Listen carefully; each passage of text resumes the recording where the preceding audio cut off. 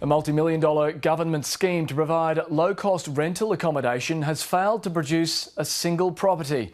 The government is blaming the coronavirus pandemic for the delay, even though the project was announced 18 months ago. State political reporter Alison Horn has this exclusive story. Carrie Casey and her partner are looking for a new rental home. Well, it has been difficult because most of the ones that you look at are all around that higher price. Even if you go out further, like here where there's not much transport, they're not any cheaper. The Ipswich pair currently lives with another couple who've just had a baby.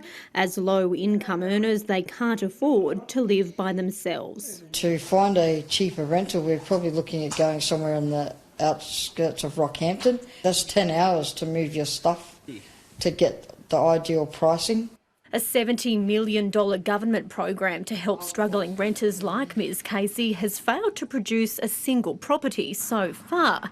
It was announced by the government 2 years ago for homes to be built on private land with the state to subsidise rental payments. This is another broken promise by the Labor government. It is extraordinary that $70 million has not been spent. It's been promised but not spent to build one house. More than 30% of Queensland households are suffering from rental stress. That is, having to pay at least a third of their income on accommodation.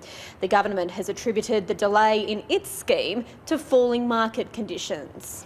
I understand that the department commenced an expression of interest process for providers to deliver that scheme, and that process was suspended so that government could focus its effort on the COVID-19 pandemic. It's an absolute cop-out for the Labor government to blame coronavirus here.